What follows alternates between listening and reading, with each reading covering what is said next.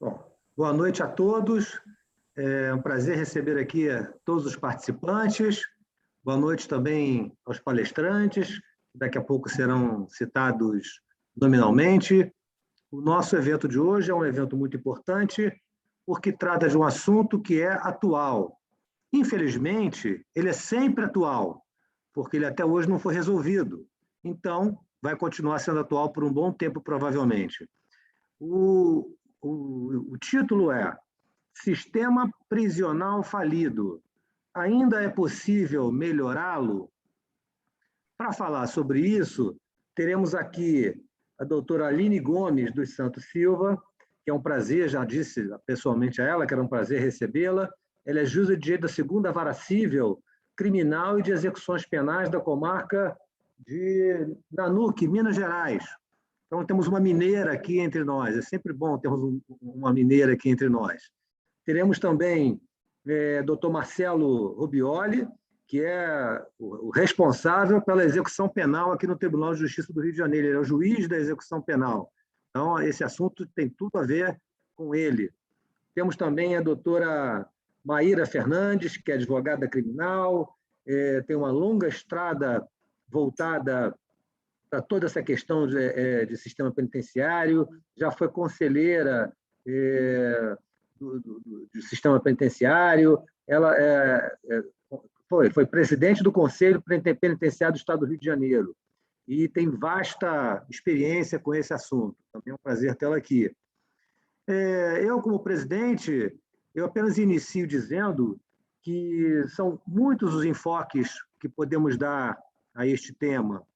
Talvez um dos principais seja a questão do superencarceramento, que é um problema que eu acredito que exista, ou melhor, que eu sei que existe no Rio de Janeiro, mas que existe em todos os estados. Com certeza também teremos isso lá, temos isso em Minas Gerais e temos em todos os estados da federação. E essa questão do superencarceramento, ela acaba levando a outras questões que podem servir à nossa reflexão. A primeira delas é: esse superencarceramento é necessário? Será que prender pessoas negras, pobres, miseráveis, quase que analfabetas ou analfabetas, isso vai resolver o problema da nossa criminalidade? Porque todo mundo que vai num presídio só encontra esse tipo de pessoa, infelizmente. São jovens, normalmente pessoas jovens, até 25 anos, são pessoas negras, pobres, semi-analfabetas. São essas pessoas que são encarceradas no Brasil. E pelos mesmos crimes, os crimes de sempre, como tráfico ilícito de drogas. E uma outra ponderação ainda em relação a isso é: será que este perfil, pessoa negra, pobre, miserável, é realmente o perfil do criminoso no Brasil? Ou seja, se é para prender, nós estamos prendendo os criminosos corretos? Essa é uma indagação que eu faço e deixo para os palestrantes. Vou então começar com a doutora Aline, que é nossa convidada, está em Minas Gerais, mas participando aqui conosco. Vou dar a palavra então para ela, doutora Aline. Por favor, com a palavra. Olá, desembargador Alcides, cumprimento o senhor e cumprimento todos os componentes aqui nesse momento, todos os componentes desse webinar. Muito grata pelo convite, tá? É uma oportunidade ímpar, né, de falar sobre o assunto, um tema tão sensível que é o sistema prisional brasileiro, é um tema tão crônico, né? Tanto que o senhor disse aí a questão do encarceramento, mas eu também entendo que há outras questões também que envolvem o sistema prisional e que leva à falência, né?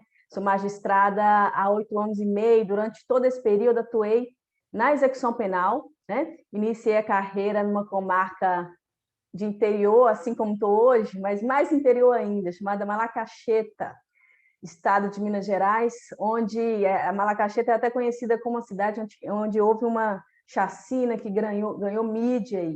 Enfim, lá a unidade prisional era uma cadeia pública administrada por um delegado de polícia. Depois tive a oportunidade de trabalhar em outras comarcas, em que não era mais cadeia pública, mas sim era uma unidade prisional já coordenada pela Secretaria de Estado de Segurança, Secretaria de Estado de Defesa Social.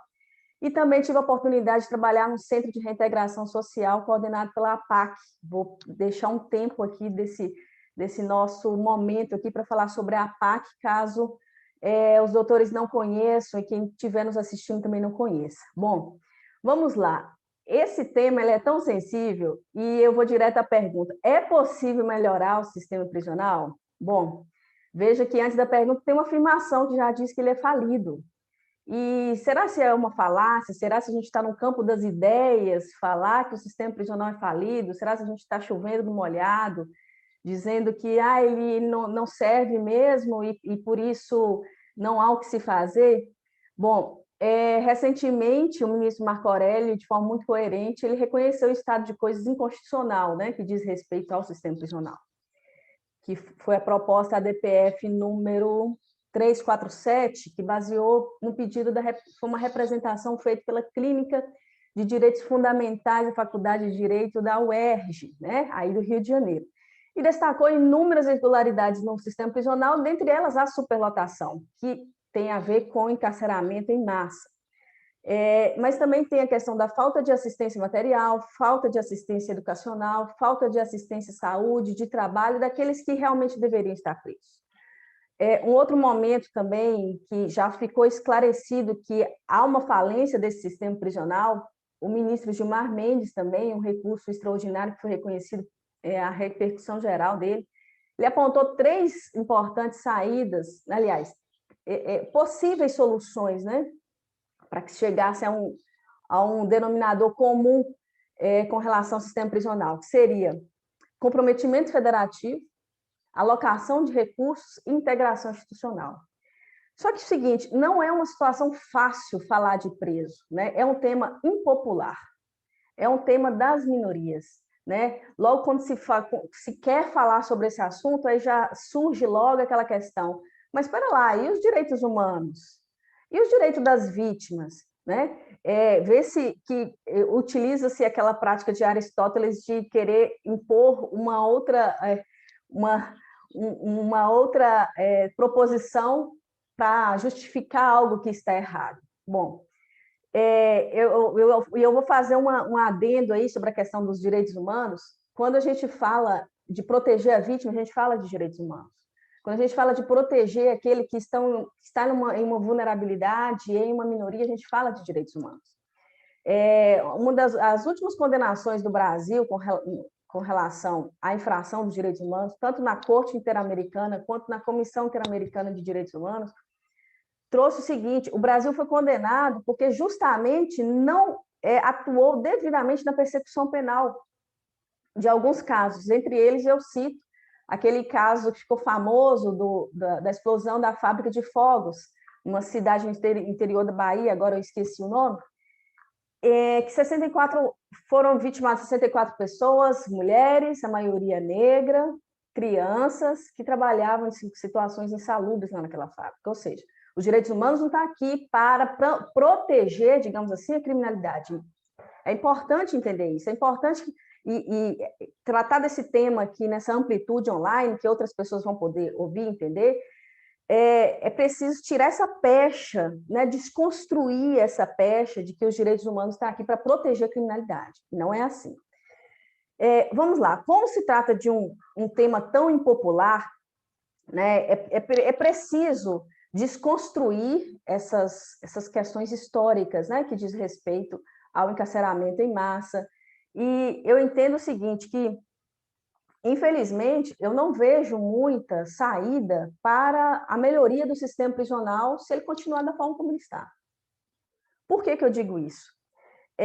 Recentemente, nós tivemos, vou dar 2 exemplos aqui.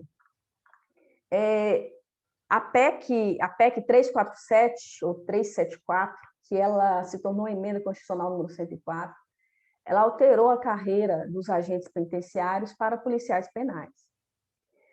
Veja, eu nada contra os agentes penitenciários, eu atuo, né, hoje chamado policiais penais, eu acho que tem que se procurar melhoria na carreira mesmo. Mas espera lá, qual que é a situação? Por que se colocar uns agentes penitenciários na estrutura de polícia? Eu vejo que é uma tentativa de militarizar o sistema e procurar somente dar segurança aos estabelecimentos prisionais, ao invés de cumprir o que a Lei de Execuções Penais prioriza. A Lei de Execuções Penais diz que a missão primeira da Lei de Execuções Penais é que incumbe à Lei de Execução Penal fazer cumprir de forma harmônica a sentença penal condenatória e procurar também o reingresso dele na sociedade. Mas isso não se preocupa. Não é isso, infelizmente, que eu tenho visto aí, né, com relação ao cumprimento da Lei de Execuções Penais. Com relação ao encarceramento em massa, o que eu tenho para dizer sobre isso também? Um outro problema crônico, e eu acho que não é só o problema de Minas Gerais, e deve ser um problema do país também. Nós temos defensoria pública que está desaparelhada.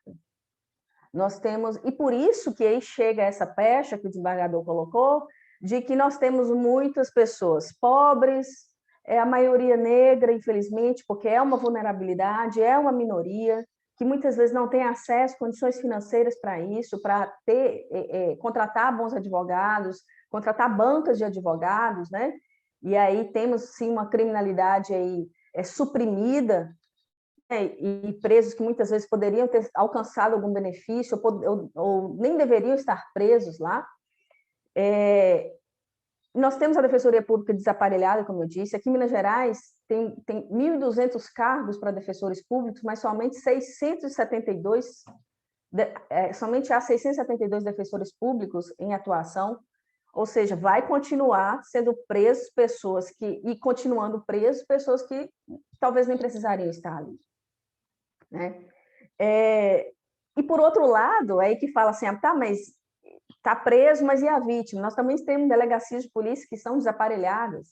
Olha, infelizmente, o Estado ele não supre adequadamente todas as necessidades da população e ainda quando faz, né, ou prende aquele que, digamos assim, para dar uma vazão, uma razão para a mídia, né, de que está prendendo, de que está fazendo, mas como o desembargador bem disse, talvez grandes personalidades criminosas poderiam estar presas e que não está, né? E qual seria a finalidade da pena, então, como previsto no Código Penal? Bom, o Código Penal ele adotou a teoria mista, né? Tem um caráter retributivo, tem um caráter preventivo, mas, infelizmente, o que a gente vê que muito se busca somente o caráter punitivo, e que a gente tem que entender que, na realidade, se preocupar somente com a segurança, e aí veio transformando a carreira de agente penitenciário para policial penal, que se preocupou exclusivamente com a segurança dos estabelecimentos, é assim que está na Constituição, descumpre completamente, eu entendo que essa emenda constitucional ela é inconstitucional, descumpre completamente a missão da Lei de Execuções Penais, é algo que muito me intriga, sabe? É algo que me deixa sem compreender qual seria o verdadeiro mistério daqueles que estão lá cuidando da custódia dos presos, né? Veja-se que nós temos instalados aqui um problema drástico, que não só diz respeito à falta de defesa daqueles presos, né? Mas também à falta de cumprimento da missão, da missão constitucional de dar assistência devida. Aquele preso ele vai voltar à liberdade. O nosso país não permite pena de prisão perpétua, não há aqui, não há pena de prisão, de banimento, né? Ele vai voltar. E aí, vai voltar como? Eu estou trabalhando numa defesa de um processo seletivo de mestrado e que eu trago justamente essa questão de que o preso ele vai ter um momento de restrição de liberdade e como que se vai devolver esse preso para a sociedade? O Conselho Nacional de Justiça, né, cumprindo a Lei 12.106, do ano de 2009, instituiu o Departamento de Monitoramento e Fiscalização do Sistema Carcerário, também de modo a acompanhar e assegurar que as irregularidades do sistema sejam supridas. E por quê? Há tanta irregularidade, por que não se faz nada? Mas é por isso, é uma medida impopular, né?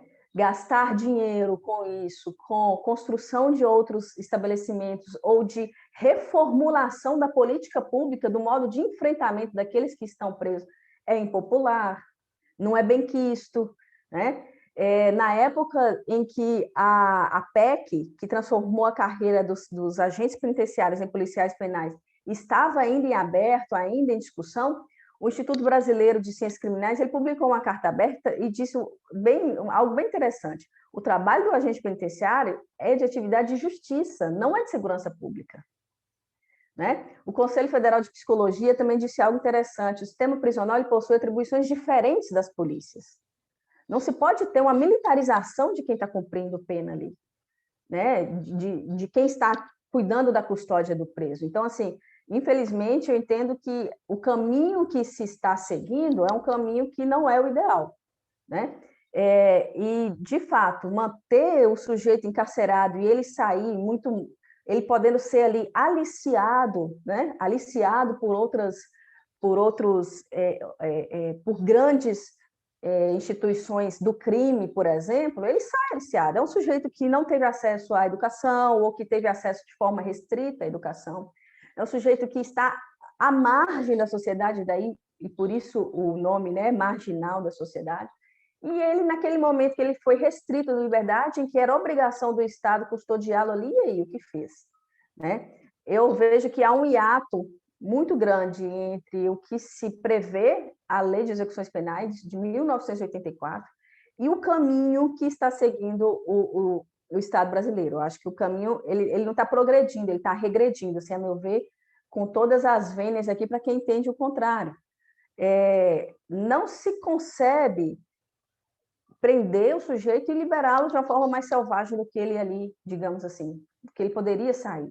Né? Ele está com a liberdade e outros direitos restritos, mas ele não está a dignidade dele não está restrita em razão do cumprimento de pena.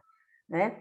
Em Minas Gerais, e aí eu trago um alento aí, algo que pode ser pensado, e eu creio muito nisso, não sei se o desembargador Alcides conhece, os demais componentes aqui conhecem, a APAC, né? Associação de Proteção e Assistência aos Condenados, é um modelo diferenciado de cumprimento de pena. Né? A APAC, a APAC surgiu nos idos de 1972 com uma finalidade exclusivamente religiosa no início, e depois houve a mudança disso. Hoje não tem nenhuma finalidade religiosa a APAC, muito pelo contrário, ela atua em cooperação com o sistema, com o Poder Judiciário e Poder Executivo, no cumprimento da pena, e está previsto não só no Brasil, mas também está expandindo internacionalmente. A APAC, segundo um dos últimos dados que foi publicado pelo Tribunal de Justiça de Minas Gerais, tem um índice de reincidência de 14,96%, enquanto no sistema convencional o índice está beirando 70%. Mas qual a diferença? Não sei se conhece. Na APAC, que é o Centro de Reintegração Social, e que eu tive a oportunidade de ser magistrada da execução penal lá, eu fazia audiências dentro da APAC sem necessariamente estar com alguma custódia, de alguma segurança. Os presos, eles são tratados com dignidade. Os presos, eles têm a chave da cela. E aí vem aquela questão, mas espera lá, então está se dando uma regalia? Não.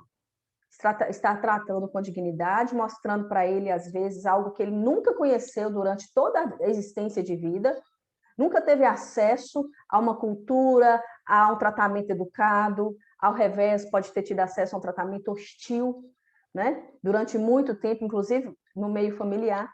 E lá na APAC, ele tem uma oportunidade de vivenciar como são as regras sociais, que pode ser que ele nem conheceu aquelas regras sociais. Recentemente, salvo engano, foi segunda-feira, eu fiz uma audiência de custódia, e que, quando eu finalizei, eu senti o drama de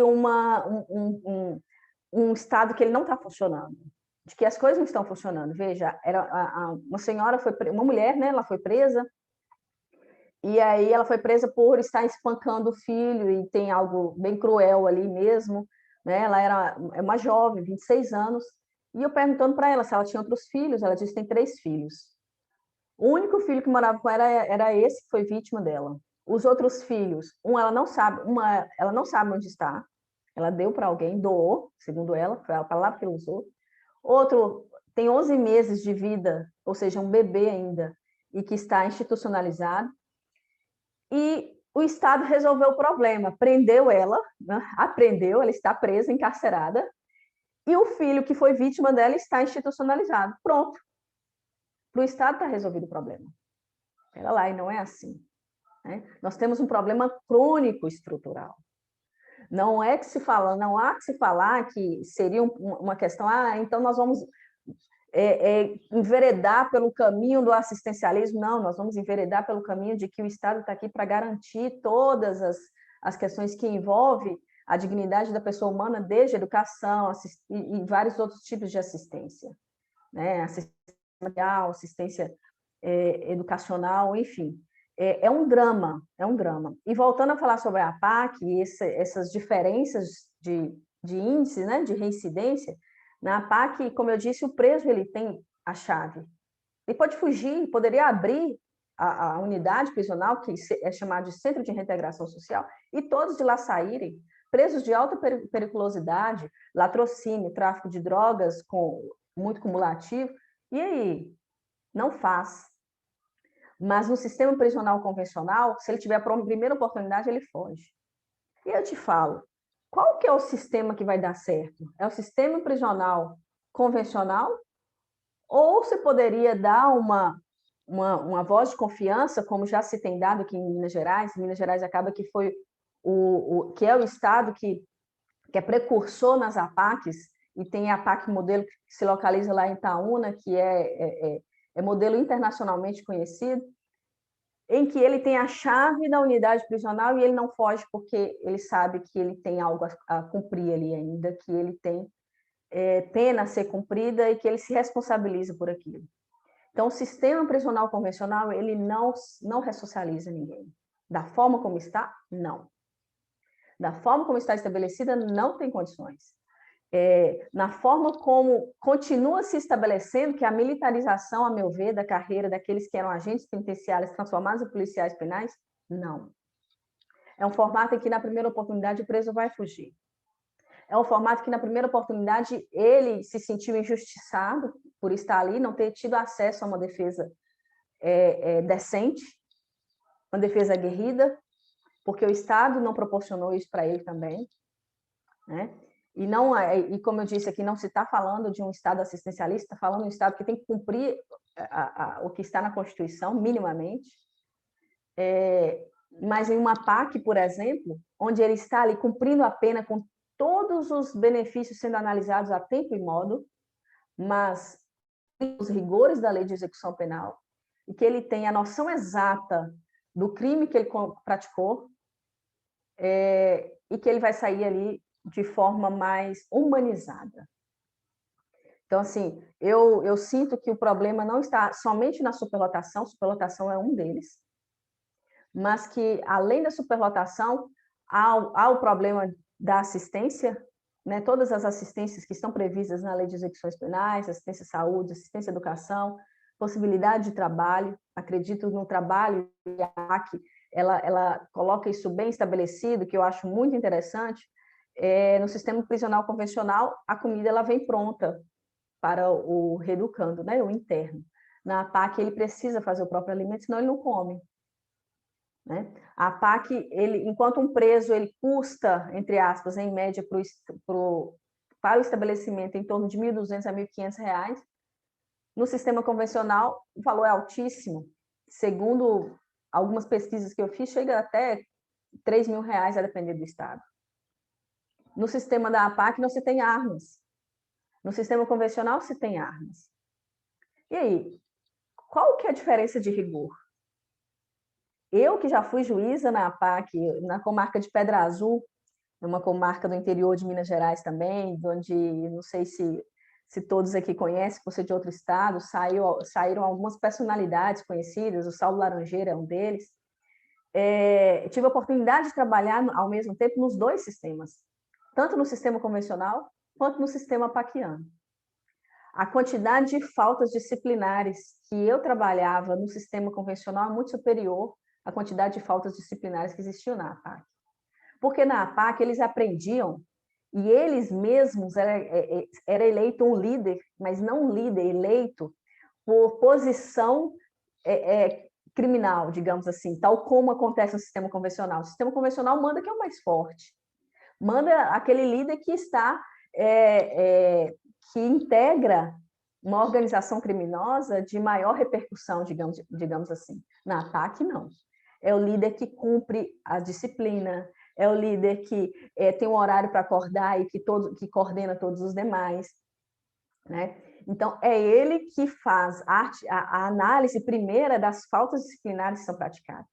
Então, assim, veja, nós temos dois sistemas, um sistema convencional, um sistema que aplica a metodologia apaquiana, e que nesses dois sistemas há uma diferença gritante de diferença. A principal frase, é uma frase que ela é estampada em todas as APACs, aqui entra o homem, o crime fica lá fora. Toda pessoa, ela pode chegar a um tempo de cometer algum crime, mas e aí? Ele vai ser tratado como criminoso ad eterno, ou ele vai ter a oportunidade de uma ressocialização e vai voltar? Né? E também uma frase célebre daquele que pensou a APAC, que é o Mário Ottoboni, advogado criminalista que faleceu recentemente, ele diz o seguinte, que o objetivo da APAC é matar o criminoso para libertar o homem. Se não for essa a finalidade da Lei de Execuções Penais, eu desconheço qual é a finalidade da Lei de Execuções Penais. A finalidade da Lei de Execuções Penais não é fazer a segurança dos estabelecimentos onde estão os custodiados. Não é isso que prevê a Lei de Execuções Penais. É proporcionar a harmônica reintegração social do preso à sociedade. Está previsto no artigo 1º. Então, assim, eu trouxe aqui algumas indagações e algumas interrogações, talvez, para demonstrar que não estamos progredindo, estamos regredindo. Que não é militarizando o sistema prisional que se vai conseguir libertar o preso numa condição ideal para voltar a viver em sociedade, né? E mais uma vez, penso que essa pecha de que os direitos humanos está aqui para proteger o crime, para incrementar a criminalidade, ela deve ser desconstruída. As pessoas precisam ser melhor informadas sobre como é a atuação dos direitos humanos, como internacionalmente isso é visto, né? Eu entendo que é bem por aí. Eu tenho um livro de cabeceira que eu já li, já reli, e se eu puder indicar, eu indico novamente, se chama O Problema da Pena, é o Cardelucci, né, famoso jurista, e ele diz o seguinte, se o martírio da prisão, né, se aquele ardil ali da prisão, ele for provocar no preso um outro crime, então nós vamos agregar um crime ao outro. O Estado pratica um crime para minimizar o crime praticado por aquele sujeito. E eu entendo que é bem assim que o nosso sistema caminha, né? Praticando outros crimes, descumprindo a legislação, para que só assim tente ele falar assim, não, eu tirei ele da sociedade, ele está ali restrito, e é isso mesmo. E isso vem a questão da superlotação, do encarceramento em massa, a questão das minorias, a questão racial, infelizmente.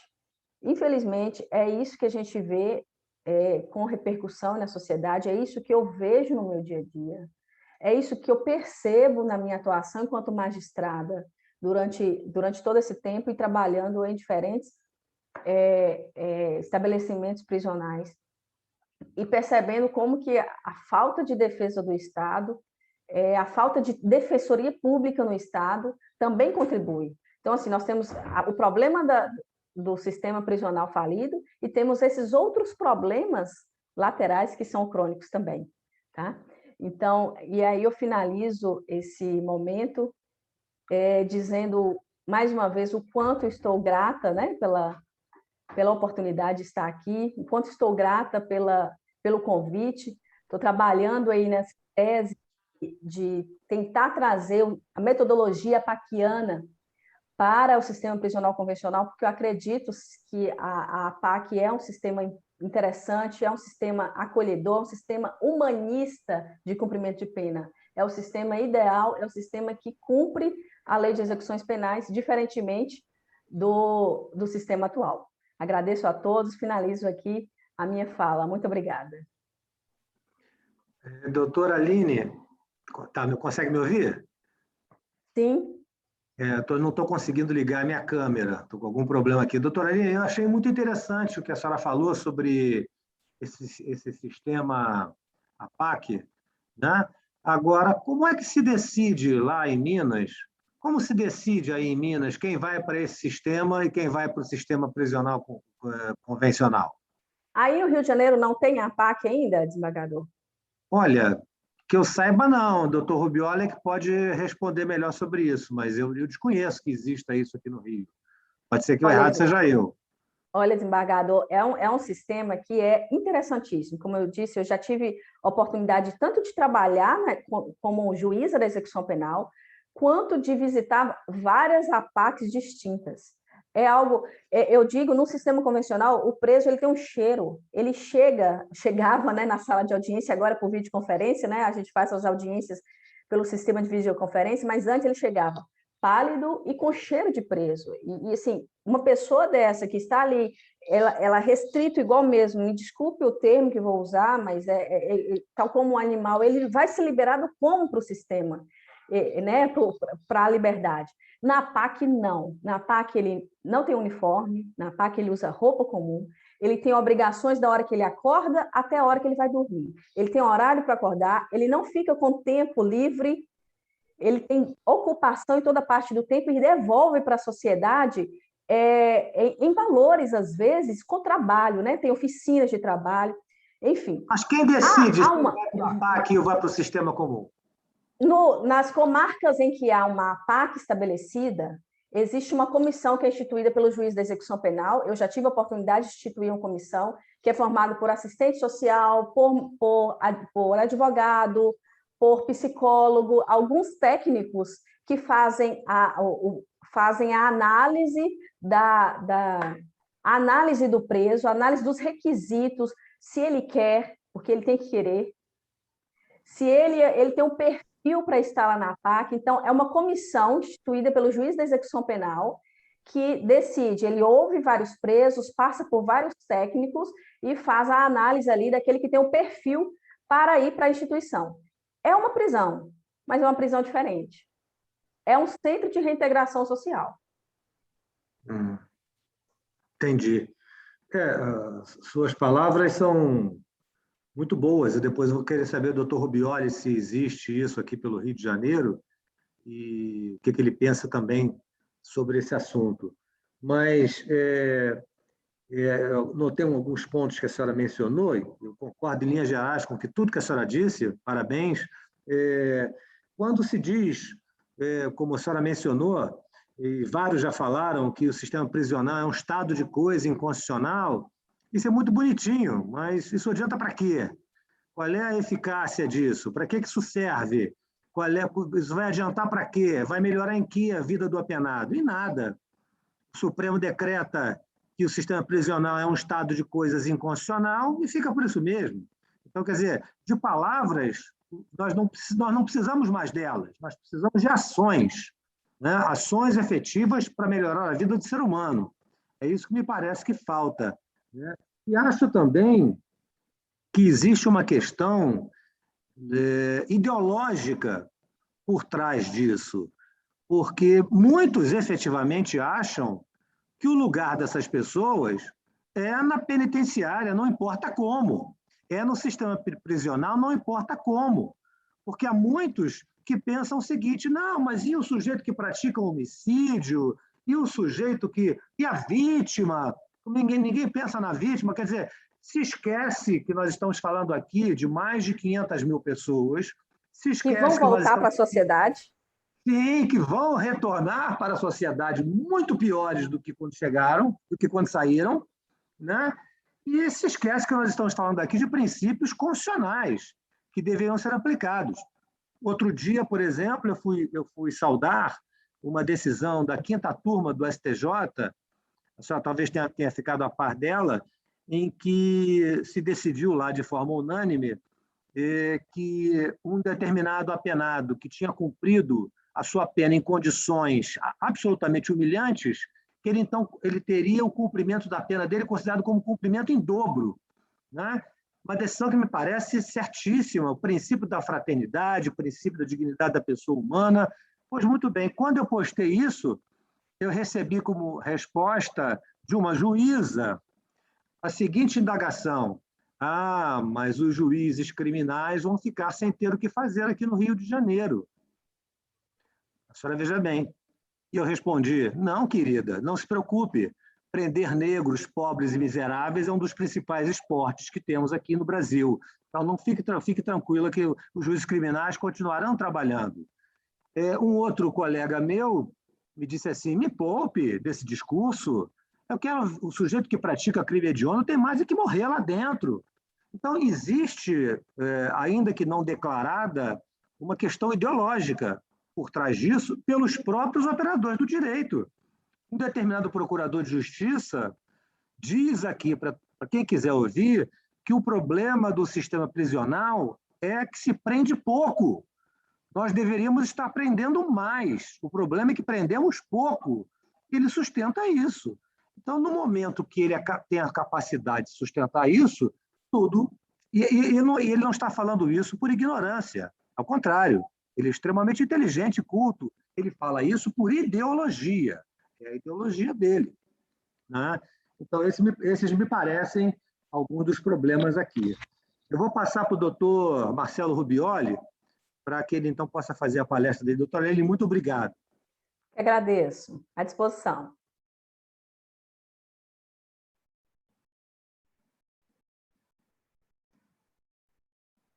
Doutor Marcelo, por favor, com a palavra. Cid, boa noite. Me ouve? Todos me ouvem? Sim. Cid, muito obrigado pela honra de participar desse pequeno colóquio. Desembargador Luciano Barreto, também é um prazer compor a mesa com o senhor.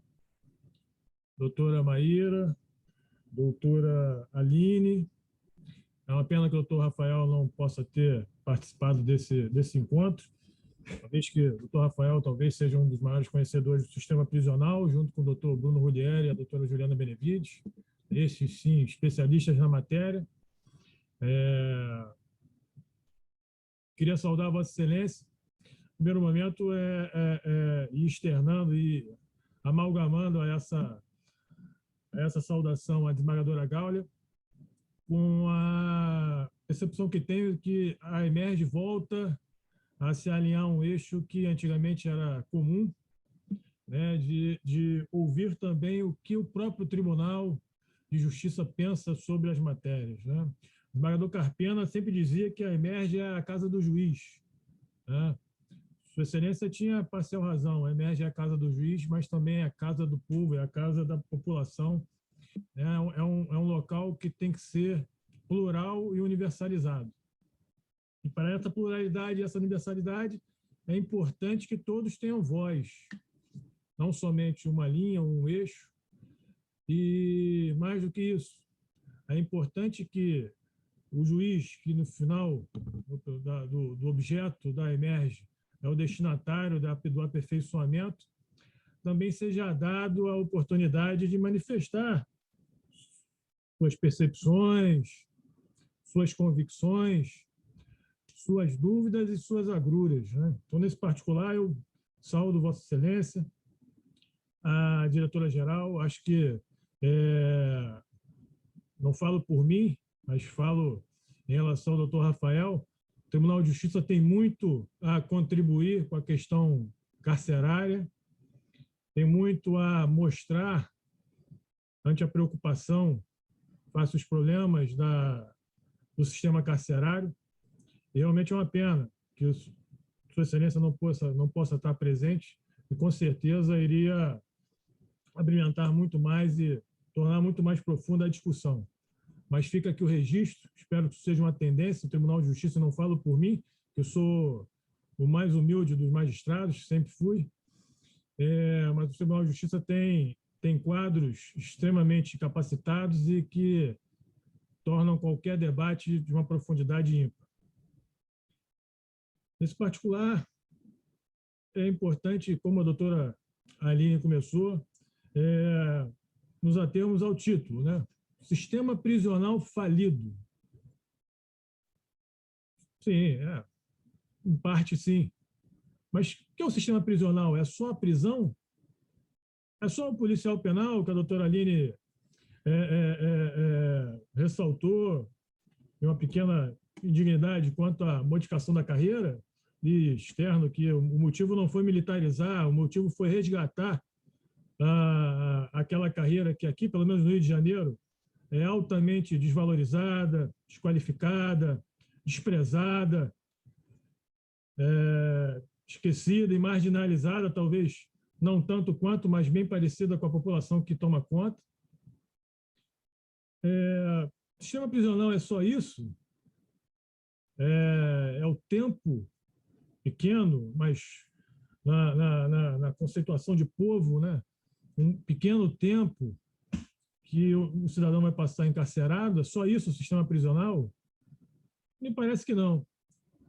E o próprio paradigma citado, que determina e reconhece o estado de coisas inconstitucional, registra que o sistema prisional como um sistema, como uma inter-relação de eixos, uma existência, uma coexistência de vetores jurídicos, é muito mais do que a prisão por si só, é todo o tempo pelo qual aquele cidadão que vai submeter a grandiosidade do Estado, vai ser vítima do Leviatã, vai passar sob sua custódia. Então, eu não vejo uma falência tão grande e tão astronômica como se fala. É verdade, parte do sistema está corrompido, parte do sistema está em frangalhos. Mas o sistema prisional é muito mais do que isso, né? O sistema prisional começa quando o cidadão é preso, independentemente de justo ou injusto, e aí ele é oportunizado a fiança. Pois ele não recolhido a fiança, ou não sendo o caso de fiança, ele é submetido à audiência de custódia, uma determinação do aresto de coisas inconstitucionais. O Tribunal de Justiça tem um modelo de custódia que é ímpar no país, só existe aqui, onde ao invés do preso ser levado ao juiz, o juiz vai ao preso. Melhor, o juiz já está onde o preso vai ficar. Mantida a sua prisão, e em breve, na própria audiência de custódia, vai ser oportunizado ao preso o acordo de não persecução penal, homologado ali pelo juiz naquele mesmo momento. Mantido preso, processo já digital, já eletrônico, é submetido ao juiz natural, que avalia a regularidade da sua prisão, né? E aí já o cidadão acautelado numa casa de custódia. E o senhor, com certeza, o desembargador Luciano, com certeza também, a doutora Maíra, que é aqui do Rio, sabe que até esse momento, ao contrário talvez que em Minas Gerais, a Defensoria já se manifestou, não uma, mas várias vezes, né? Não só em primeiro grau, como em segundo grau. Não só com pedido de revogação à liberdade, como vários habeas corpus. Isso é comum aqui na praxis judiciária. Então, me parece que a ausência de defensoria pública não é um mote, não é um motor determinante para o problema que nós temos. Assim, já de antemão, eu peço desculpas, eu fui forjado no pragmatismo, né? O dogmatismo, às vezes, como Vossa Excelência mesmo disse, pela nossa ideologia, às vezes nos leva a conclusões equivocadas, né? Então, eu prezo por analisar um problema sempre de forma pragmática e o mais objetivo possível.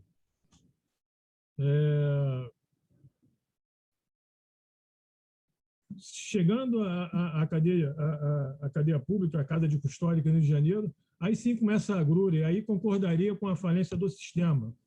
Não necessariamente com a falência da filosofia.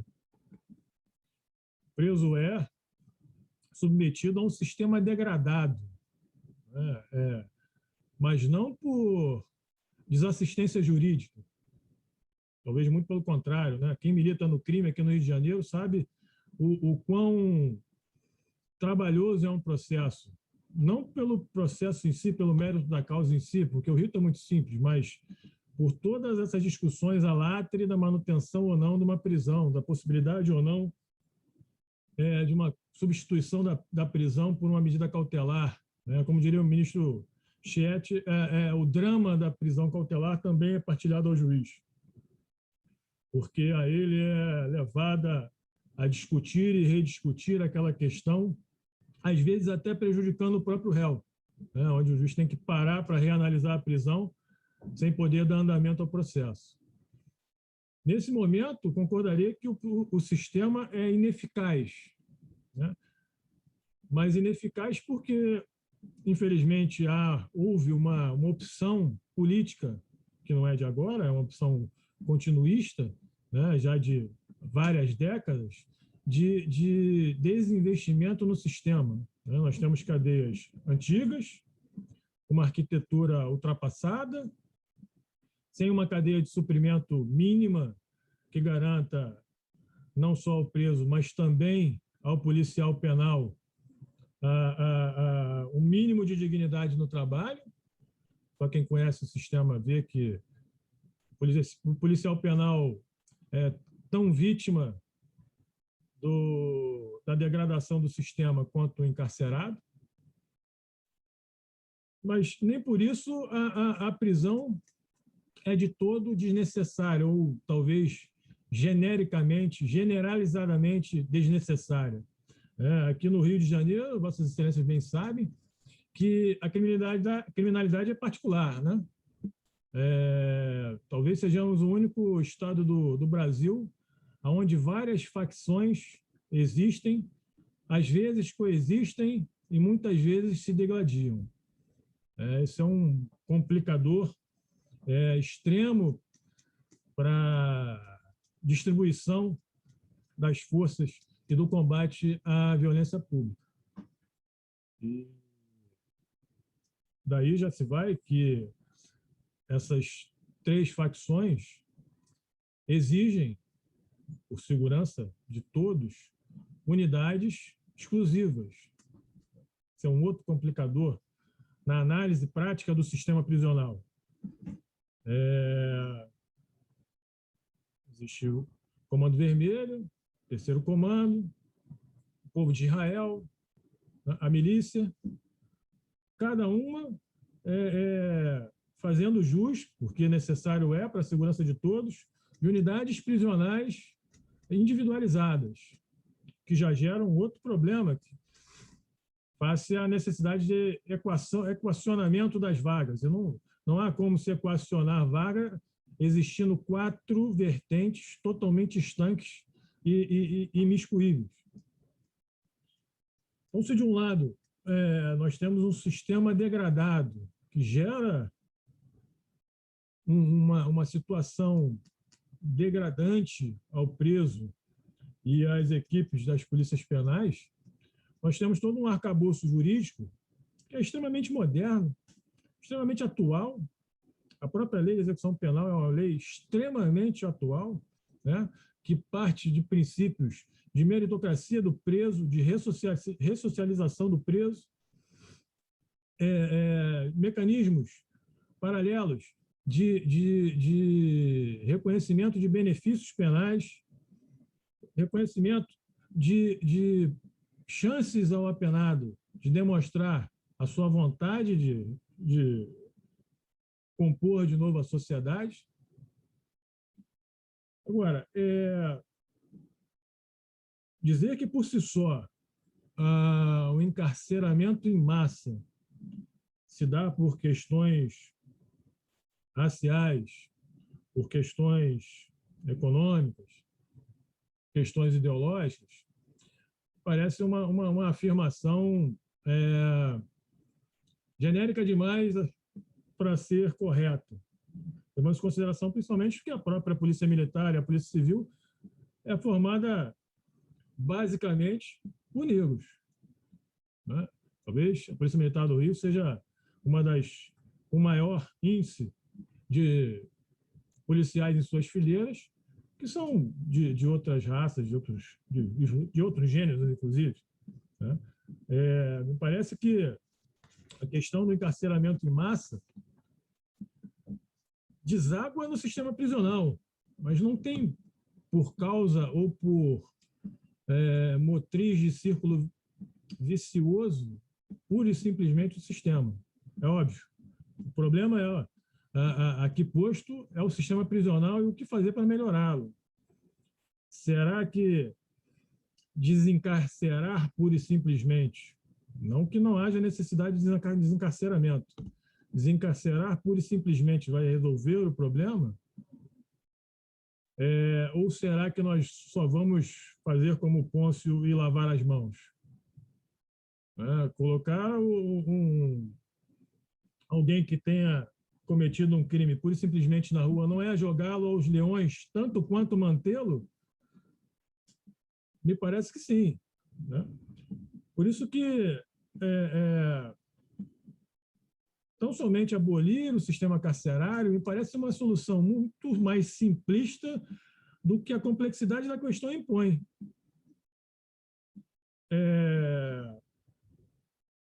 A comprovação de que a gente tem que pensar sistematicamente, não expungindo da equação tudo que influencia o preso antes mesmo dele ser preso, ou antes mesmo dele ser solto. E prova disso é a resolução do CNJ que institui os escritórios sociais. Esse, sim, me parece uma grande iniciativa, né? A configuração, a determinação, a conceituação de um pré-egresso e de um egresso, esses, sim, que têm que ser apoiados, preparados para voltar ao convívio, talvez esse sim seja um caminho. Lógico que a cadeia tem que ser minimamente digna. Ao preso e à presa, muitas vezes nós falamos de presos e esquecemos que há presas trans e héteros que, via de regra, são esquecidas porque têm necessidades particulares, né? Mas tratar o preso, se preocupar com o preso que está na iminência de ser solto, me parece que é o caminho. Aí talvez seja o mote que vai quebrar esse círculo vicioso e transformá-lo num círculo virtuoso, né? Infelizmente, eu acho que é da natureza humana que nós somente temos uma predisposição a um comportamento que nos afronte, que nos incomode, o receio que isso nos seja imposto. Então, me parece que a prisão de per si, ela não pode ser abolida ou desprezada, né? Ela é uma realidade que tem que ser evitada. É bem verdade que aqui na Vara das Execuções Penais a filosofia não pode ser, até porque o fim de toda execução penal é a liberdade, né? É a avaliação de necessidade daquela pena e o reconhecimento da extinção da mesma, seja por um benefício, seja pelo próprio cumprimento. Mas é importante que se tenha em mente que a prisão por si só, por mais romântica que possa ser a avaliação de direito natural, de que todo ser humano é bom, né, que a alma humana é lívida, mas há aqueles que não conseguem manter essa pureza. Então, é importante que isso seja levado em consideração. Entretanto, como disse, o encarceramento puro e simples também não é uma solução pontual para o problema, porque estaríamos também generalizando em um outro ponto, em outro polo. Talvez seja esse o grande problema que nós vivamos hoje, né? Essa polarização. Ou prende ou solta, né? Ou é amarelo ou é verde, ou é esquerda ou é direita. Acho que a questão, eu sempre pensei, inclusive, em tudo que tentei fazer na magistratura, já lá se vão 2 décadas, tem que ser uma grande ponderação de razoabilidade, né?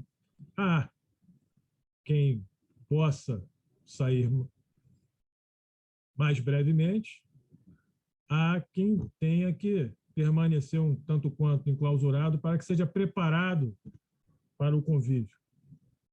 Nesse particular, aqui na Vara de Execuções Penais, não só eu, e quando primeiro achei que tinham me encarregado de um fardo, mas hoje eu vejo que eu fui brindado com um belo presente, uma grande oportunidade. Eu disse que seria um encargo relativamente simples, porque eu só teria que fazer aquilo que já estava sendo feito pelo Dr. Rafael, né? Que era conduzir a VEP de forma magistral, né?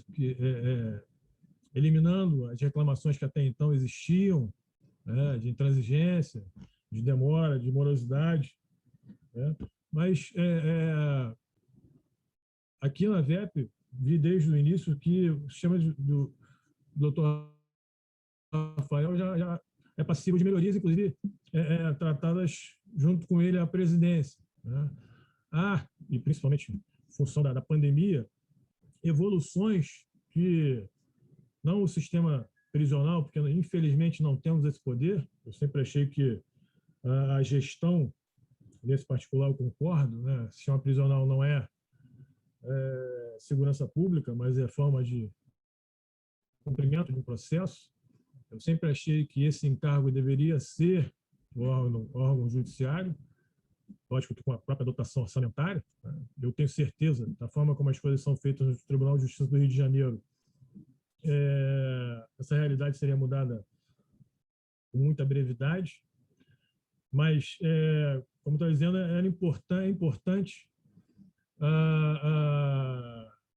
a sedução ao reeducando da liberdade pela implementação de algumas melhorias no seu sistema de execução penal. A primeira delas, como já falei, o história social é manter o acolhimento, manter o apoio àquele que ganha as ruas, para que ele não fique desacolhido e não seja tentado a delinquir novamente. Mas outra medida, inclusive chancelada pelo CNJ, até um dos eixos do novo projeto do CNJ, é o incremento das remissões, né? Muitos falam, em função de um julgamento do STJ, da remissão ficta. Eu, particularmente, acho até que ela é possível, mas ela não pode ser idêntica à remissão real, né? Não se pode, até sob pena do próprio sistema colapsar, não se pode aventar que aquele que efetivamente estuda vai remir tantos dias daquele que disse que quer estudar, né? Não me parece isonômico, não me parece justo, não me parece equânime. Mas a ideia é incentivar a remissão pelo estudo, pelo esporte, pelo trabalho. Já há projetos sendo diagramados nesse sentido. E talvez um grande passo ao cumprimento da pena e da humanização da pena é a harmonização dos regimes aberto e semiaberto, né? Uma coisa relativamente polêmica, mas à vista do que vejo no sistema, talvez seja mais eficaz do que o preso permanecer no sistema aos custos do Estado, né? O secretário de Administração Penitenciária garantiu que já celebrou um novo contrato de monitoramento eletrônico e nós estamos em estudos para que o preso no regime aberto, ao invés de ser obrigado a dormir na unidade, ele seja oportunizado a prisão albergue domiciliar, desde que monitorada, né? E o mesmo acontecendo com o preso do regime semiaberto, que já tenha trabalho extramuros. Na verdade, é estratificar o pragmatismo que eu tento dar à vara, né? O preso do regime aberto, ele já fica na rua o dia inteiro, ele só vem dormir. O preso com trabalho extramuros também, né? Só fica na unidade fim de semana e feriados. Não me parece razoável que a ele não se possa dar, desde que haja controle, desde que haja um monitoramento e uma fiscalização, a oportunidade de avançar, andar mais um degrau na direção da composição plena da sociedade. O que nós estamos discutindo hoje é se esse sistema pode ser aplicado àqueles que estão em gozo da visita periódica ao lar. A princípio, eu acho que é possível, mas isso caso a caso, depende muito da condição subjetiva do preso, da avaliação de cada preso. No mais, talvez em contraponto à fala anterior, eu acho que o sistema está em vias de falir, poderia dizer assim, mas muito há a se fazer e muita vontade há que ele não venha a colapsar. É óbvio que decisões judiciais, leis, vontade do Poder Judiciário, por si só, não vão resolver o problema. É importante que, ao Poder Executivo, seja instado a cumprir com sua responsabilidade. É para isso que ele existe. Mas, enquanto isso não ocorre, o Judiciário, como sempre, principalmente o Judiciário do Rio de Janeiro, pensa e planeja e executa várias soluções para tentar, se não resolver, minimizar o problema. Então, encerro minha fala agradecendo ao desembargador pela oportunidade, esclarecendo que, como Drácon dizia, todo crime merece muito mais do que a prisão, mas eu só tenho a prisão. Então, não sei se é o caminho aboli-la. Talvez o caminho seja racionalizá-la.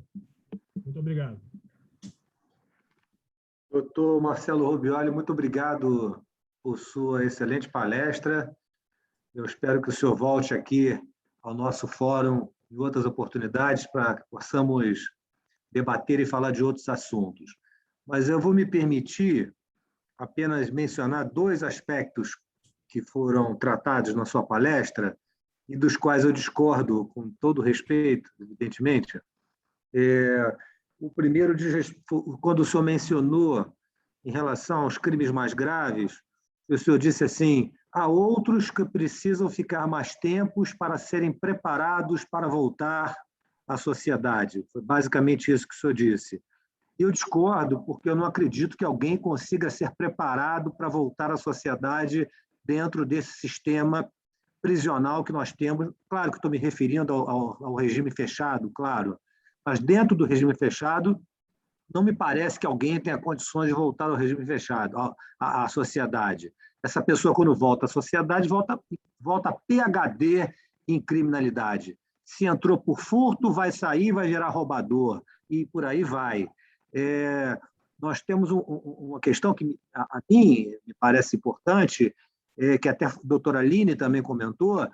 Nós não temos função retributiva da pena no Brasil, nós não temos muito menos função preventiva da pena, como diz a LEP. A única função da pena é punir, é colocar na prisão aqueles que não se adequam ao cárcere, aqueles que não se adequam à fábrica, naquelas velhas definições da criminologia. Mas eu acho também que nós não podemos esquecer, doutor Rubioli, aí o senhor fala sobre a questão que o senhor não acha tão importante o fato do preso ser negro, ou que ele esteja no presídio porque ele é negro, porque ele é pobre, etc.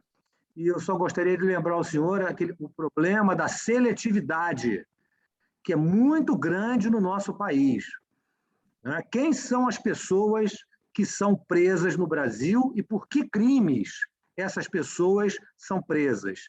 Então, no meu modo de ver, existe sim uma seletividade no tocante à pessoa que é presa, porque o negro é muito mais vulnerável do que nós dois, e isso qualquer negro vai concordar, more ele na comunidade ou more ele na zona sul do Rio de Janeiro, ele é sempre mais vulnerável Basta ver a questão da bicicleta.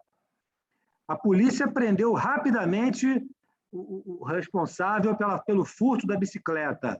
No entanto, as 3 crianças de Belford Roxo continuam desaparecidas desde dezembro. Será que se essas crianças morassem aqui no Leblon, elas ainda estariam desaparecidas? E vamos pensar também, por exemplo, no tráfico de drogas. Quais são as pessoas que são presas pelo tráfico de drogas no Brasil, particularmente no Rio de Janeiro? Só os pés de chinelo que moram na favela, que moram nas comunidades. Onde estão os grandes traficantes? Aqueles que realmente intermediam e levam a droga para as favelas. Onde eles se encontram? Eles não se encontram nos presídios, como nunca se encontraram. Então, esse é o tipo do crime que efetivamente mais leva negro e pobre para a favela, para a prisão. Eu fui juiz criminal 20 anos, e foi o que eu mais fiz na minha vida, e hoje até me arrependo de ter feito isso por tanto tempo, porque o negro senta naquele banco dos réus e não se vê minimamente representado. O juiz é branco, o promotor é branco, até o defensor público é branco. Ninguém é negro, ele vai receber uma sentença condenatória. Então, o sistema todo é feito para prender determinado tipo de pessoa por determinado tipo de crime. Outro exemplo recente, Jacarezinho. A Polícia Civil invadiu Jacarezinho, matou quase 30 pessoas na luta na famosa guerra às drogas, que nunca trouxe nenhum resultado satisfatório para a sociedade. Agora eu pergunto, cadê essa Polícia Civil entrando nos locais dominados pela milícia? Nos territórios dominados pela milícia, a Polícia Civil não entra, não troca tiro com o miliciano. Como diz um amigo meu, o professor Zé Cláudio, polícia não troca tiro com polícia, palavras dele. Então, com todo respeito a Vossa Excelência, eu acho que a gente não pode deixar de reconhecer, pelo menos é a minha opinião, não vou dizer a gente não pode deixar de reconhecer, senão parece que eu sou dono da verdade, não é isso que eu quero dizer. Mas eu entendo que nós temos uma questão séria de seletividade no Brasil, né? E que anda muito próxima do racismo. E essas duas questões é que acabam conduzindo a que determinado tipo de pessoa vá com mais frequência para o cárcere. É apenas a minha opinião, claro, né? Desembargador, o senhor disse exatamente mais ou menos o que eu estava dizendo. O problema é social, o problema não é racial. O senhor mesmo disse pobre, concordo. Com o pobre eu concordo. E por que só prendemos? Porque, infelizmente, o viés do Poder Executivo é combater esse tipo de gente. Concordo. Mas vou concordar em discordar que atualmente não tem sido só isso. Hoje mesmo tivemos uma operação com 40 prisões de milicianos, supostos milicianos envolvidos com a máfia de cigarro, aonde fui eu que decretei, não me recordo de ter nenhum negro. E os mandados de busca e apreensão e prisão foram feitos no Leblon e na Barra. O próprio ladrão da bicicleta era branco. Isso não me parece que óbvio, não estou jamais aqui querendo tapar o sol com a peneira, não estou dizendo que nós não vivamos numa sociedade onde haja o racismo. Né? Para mim é um pouco difícil de aceitar, porque uma coisa que eu não tenho é racismo de qualquer que seja a modalidade, nem de credo, nem de raça, nem de gênero. Acho que as pessoas valem o que têm, o que são, né? Que está dentro delas, não o que está para fora. Mas não me parece que o problema seja racial, o problema é, obviamente, social, não tenho dúvida disso. Acho que o próprio artigo 59 do Código Penal dá a solução, né? Ele diz que a pena tem que ser necessária às condições pessoais. É exatamente isso que eu disse. Então, acho que existem pessoas onde a pena é necessária que seja mais longa, e a própria LEP chancela isso quando impõe requisitos subjetivos à concessão de benefícios, e há pessoas onde a pena não é tão necessária e muitas das vezes nem é necessária. Obrigado. Apenas com relação à questão da milícia, eu sei, inclusive, que Vossa Excelência é titular, também é titular daquela vara especializada, não é, doutor Rubioli? Né? Eu sei muito bem que a Polícia Civil prende milicianos, mas a Polícia Civil não entra no território dos milicianos.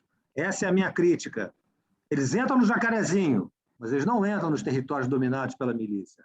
Essa é a crítica que eu faço. E vamos lá. Agora, doutora Maíra já está presente? Já está? Então vamos lá, doutora Maíra, com a palavra. Tudo que bom bem. que você já chegou. Sim, não, eu estou aqui desde o início ouvindo, apenas estava sem vídeo e agora com vídeo. É bom, prazer enorme estar aqui na EMERGE novamente, ainda que de modo virtual. Espero que em breve essa pandemia acabe e possamos voltar aos eventos presenciais. Eu ouvi tudo atentamente, queria fazer alguns complementos às falas anteriores antes de mudar um pouquinho só o assunto ainda dentro do nosso tema do evento. Sobre as APACs, realmente eu tive uma experiência muito impressionante com as APACs que eu conheci no Espírito Santo, em Minas Gerais. Acho que é algo que nós precisaríamos fazer um projeto para o Rio de Janeiro. Muito provavelmente não daria certo para presos de Comando Vermelho, né, de facções criminosas, mas pode dar certo, por exemplo, para presos neutros. Uma das experiências mais bem vistas por mim no sistema penitenciário do Rio de Janeiro é a colônia agrícola de Magé, por exemplo, em que quando eu era presidente do Conselho Penitenciário do Estado e fui lá várias vezes, os presos ficavam soltos na colônia agrícola de Magé e produziam mudas que eram utilizadas de plantas nativas da Mata Atlântica, que eram utilizadas depois em projetos de reflorestamento. Era um projeto da SEDAI, e os presos plantavam desde a semente até virar uma muda mesmo de árvore para ser plantadas em projetos de reflorestamento. E, além disso, todos os presos trabalhavam, porque os presos que não trabalhavam nesse projeto de reflorestamento trabalhavam na marcenaria, trabalhavam na cozinha, trabalhavam na sala de informática, trabalhavam na biblioteca. O fato é que não havia um único preso naquela colônia agrícola que não trabalhasse. Isso é chave de um sistema que pretenda ter, né, um mínimo de dignidade para aquelas pessoas que ficam encarceradas. Os presos entram na unidade, na maior parte das vezes, sem nunca terem tido um ofício lícito, um trabalho fixo, e saem da unidade igual, sem aprender absolutamente nenhum ofício. Isso não faz o menor sentido. Nas APACs que eu conheci, essa característica também existia, de todos os presos trabalharem. Então, na PAC, por exemplo, do Espírito Santo, os presos produziam as mesas e cadeiras das escolas da região, um projeto de marcenaria.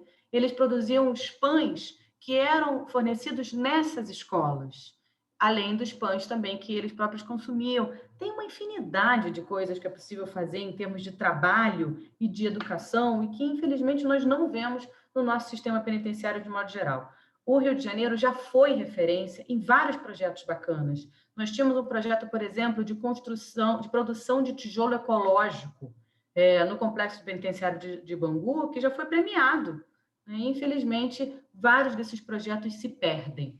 É absolutamente fundamental que a gente pense realmente a questão do trabalho e do estudo no ambiente prisional, especialmente de funções que o preso possa exercer do lado de fora da prisão. Não adianta o preso ficar costurando bola, com todo respeito, porque ele não vai arranjar um emprego depois de costurar bola, né? Ele precisa ter algum ofício dentro do cárcere, para não ficar naquela ociosidade absoluta, mas que seja algo útil que ele possa fazer depois de conseguir a sua liberdade. Eu trago ainda o debate para um ponto importante. Aqui já se falou da DPF 347, né, sobre o estado de coisas inconstitucional. Um dos pontos que eu considero mais importante dessa DPF 347 é o que fala da necessidade de fundamentação das decisões judiciais que não aplicam medidas alternativas à prisão. A Lei 12.403 de 2011 já completou 10 anos, né? A lei que instituía as medidas alternativas à prisão, as medidas cautelares. Eu me lembro que quando essa lei foi aprovada em 2011, o Ministério Público se insurgiu muito contra ela, dizendo que ninguém mais seria preso, que agora todo mundo ia receber medidas cautelares, e nós não vimos isso acontecer, tá?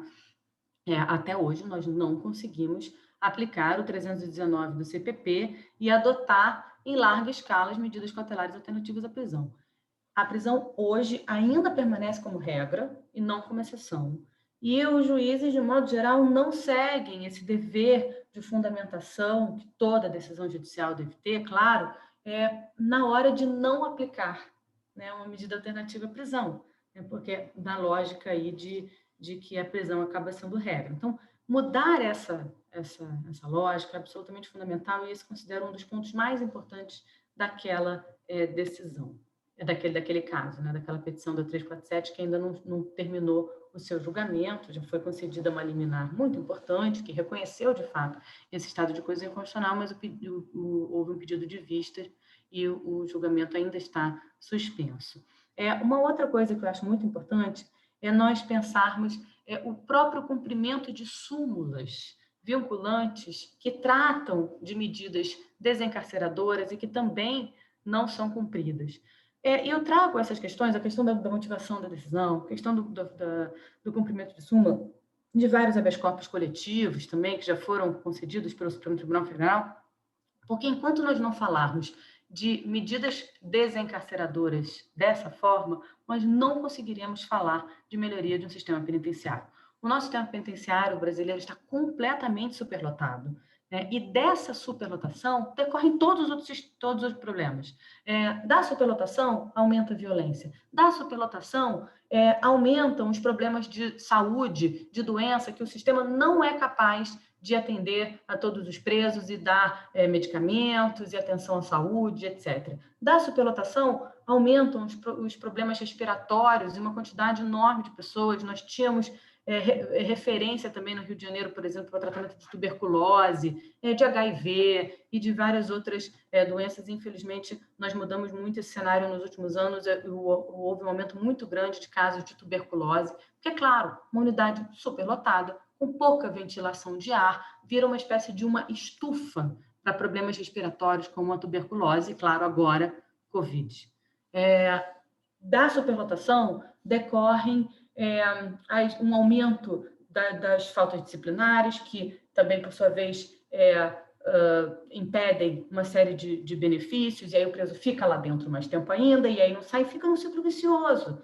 Da superlotação carcerária, aumentam os casos de violência entre presos e com agentes penitenciários, e coloca os próprios agentes penitenciários em uma situação de absoluto risco, de absoluta vulnerabilidade, porque há agentes de menos para presos de mais. Enquanto nós não conseguirmos diminuir essa superlotação carcerária, nós realmente não conseguiremos mudar de modo algum a situação real do sistema penitenciário. E como é que se diminui essa superlotação carcerária?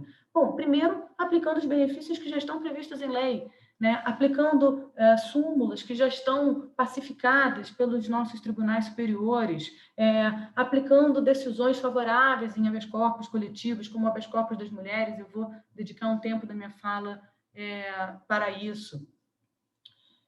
Uma das súmulas, por exemplo, que é constantemente não respeitada, é a súmula 56 do STF, né, que fala dos parâmetros fixados no recurso extraordinário 641/320, sobre a questão dos presos não poderem ficar em unidades quando ele tem direito a ficar numa determinada unidade, por exemplo, de regime aberto, não ficar na de semiaberto ou na de fechado. Os tribunais têm as listas de quem está próximo da progressão de regime, e isso deveria ser praticamente automático, né? Mas, mesmo assim, ainda não é. Nós precisamos falar, por exemplo, da aplicação do princípio do numerus clausus, segundo o qual, para cada pessoa que ingressar no sistema penitenciário, outra deverá sair. deve ser colocado em liberdade no limite proporcional de presos e vagas. Isso não é utópico, porque nós sabemos que existem muitos presos que estão presos além do tempo, que estão presos indevidamente, né? Então, o cumprimento desse princípio nada mais é do que trazer para o sistema penitenciário o que já foi definido pelo STF em relação ao sistema socioeducativo, no habeas corpus 143/988 do Espírito Santo, e, no momento, o CNJ está com 2 experiências de implementação desse princípio no Maranhão e no Pará, que eu espero que seja bem-sucedida. Então, se realmente nós não pensarmos medidas desencarceradoras, medidas de aplicação de decisões já pacificadas pelos nossos tribunais superiores, nós continuaremos prendendo demais. Prende-se muito e prende-se mal no Brasil. Prende-se pessoas que não precisariam estar presas, prende-se primários, sem antecedentes, acusados por crimes bobos, que mereceriam penas alternativas à prisão. Nós temos monitoramento eletrônico, proibição de sair do Estado, necessidade de comparecimento ao juízo, prisão domiciliar, uma série de alternativas. A prisão deveria ser a exceção, o último caso, para os crimes mais graves. Fora o altíssimo número de presos provisórios. Então, a pessoa fica cumprindo uma pena antecipada, que, ao final, pode depois ser absolvido ou condenado a uma pena que não seja uma pena de prisão. Só que esse tempo que a pessoa fica presa, ninguém devolve. É absolutamente impossível voltar atrás e devolver à pessoa o tempo que ela ficou presa.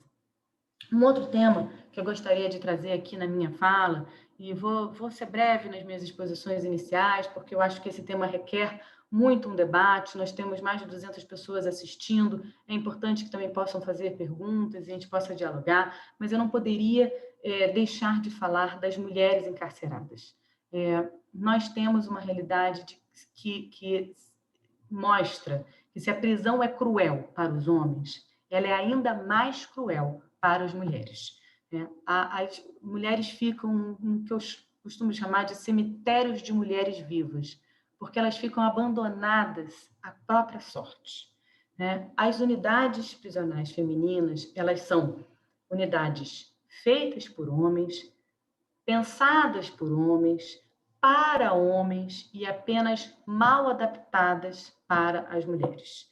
Não há nenhuma perspectiva de gênero nessas próprias unidades prisionais e nesse encarceramento feminino. E isso torna tudo muito mais cruel. Quando eu era presidente do Conselho Penitenciário, uma coisa que me impressionava muito é que, toda vez que eu ia visitar uma unidade masculina, os homens perguntavam dos seus processos, perguntavam de quanto tempo faltava de pena para ele cumprir, reclamavam de alguma condição da unidade. Todas as vezes que eu ia inspecionar uma unidade feminina, as mulheres perguntavam dos seus filhos. Doutora, é possível saber onde está meu filho? O que aconteceu com meu filho? No momento da prisão, embora haja tratados internacionais de direitos humanos, dos quais o Brasil é signatário, que digam que a mulher tem o direito, na verdade, qualquer preso, mas tem o direito, normalmente as mulheres são as responsáveis, as principais responsáveis pelos seus filhos, tem o direito de saber o que vai acontecer com o seu filho. Isso não acontece na prática. Essa coisa que a gente vê em filme americano, você tem o direito de permanecer em silêncio e de dar um telefonema. Não acontece, ninguém entrega um telefone nas mãos dessa mulher para dizer, olha, dá um telefonema aí para saber onde é que está o seu filho e o que vai acontecer com ele. Então, esse filho que estava na casa da vizinha, da amiga, na escola, ou enfim, ou na rua, ele fica ao Deus dará. Ele não sabe o que aconteceu com a sua mãe. A sua mãe não sabe o que aconteceu com o seu filho. Esta pena não está imposta em nenhuma decisão judicial, mas ela é a principal e mais dura consequência do encarceramento feminino. E não há precedente igual para o homem, porque quando o homem é preso, a mulher mantém a família do lado de fora. Quando a mulher é presa, a família se desfaz. Quando o homem é preso, todas as mulheres da vida desse homem vão visitá-lo e dar suporte para ele na prisão. A mãe, a esposa, a filha, a neta, né? A amante, a namorada, todas. Elas levam roupa, elas levam comida, elas levam cigarro, elas levam, enfim, tudo que ele precisa, itens básicos de higiene, de limpeza, tudo que ele precisa para ficar um mínimo de dignidade na prisão. Quando a mulher é presa, se essa mulher tem alguém na família dela, na maior parte das vezes, uma outra mulher, né, uma mãe, uma irmã, que possa dar algum suporte, essa mulher vai dar o suporte para ficar com o filho da mulher presa. Isso já é, claro, um trabalho grande para essas mulheres que também têm as suas responsabilidades, as suas famílias, o seu trabalho, e isso inviabiliza que essa mãe, essa irmã, essa prima, além de tudo, de cuidar do filho, possa ainda por cima visitar a presa. Então, essas presas ficam completamente abandonadas. Basta ver, fica aqui o desafio, né, basta ver uma unidade prisional feminina em dia de visita. Não tem ninguém. Agora, vai lá numa unidade prisional masculina em dia de visita. A fila começa na madrugada anterior. Às 4, às 5 da manhã, já tem uma fila do lado de fora, arrumando tudo nos sacos plásticos compatíveis, na forma compatível, para levar tudo que o preso precisa. Essa pena, repito, não está imposta em nenhuma sentença, mas é um efeito doloroso do encarceramento feminino. E quem é o perfil dessa mulher encarcerada? Isso também é uma pergunta importante. Essa mulher encarcerada, na maior parte das vezes, ela entra no mundo do crime por uma questão financeira.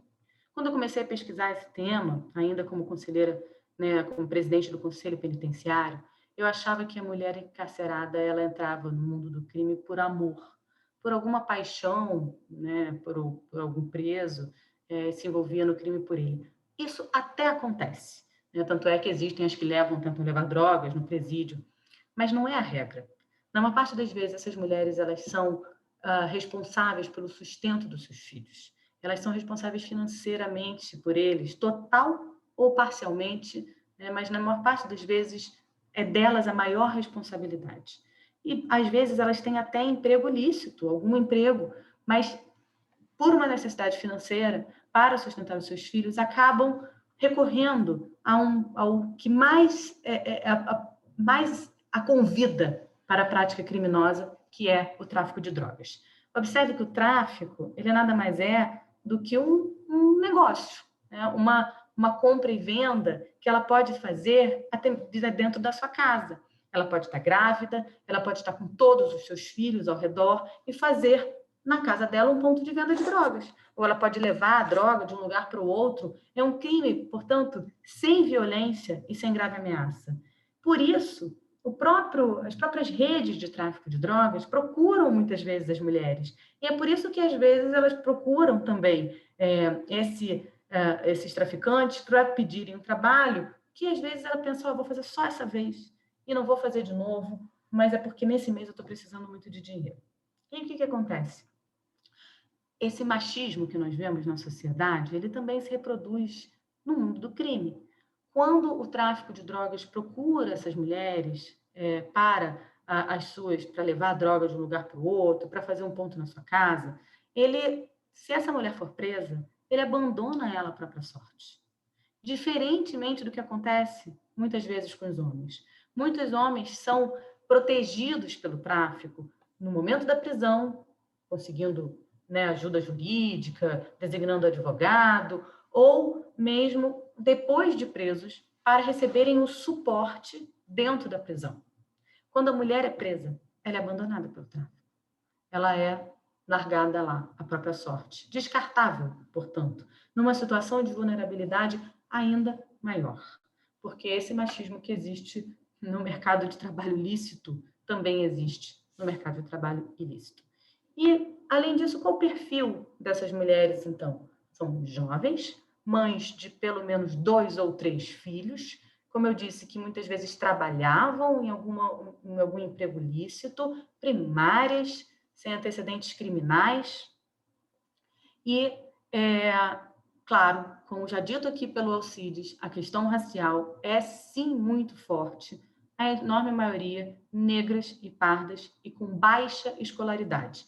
Embora nós não tenhamos um índice muito claro de condição socioeconômica, o índice de escolaridade ajuda a entender um pouco mais esse perfil, porque são mulheres, na maior parte das vezes, que não têm sequer o estudo básico.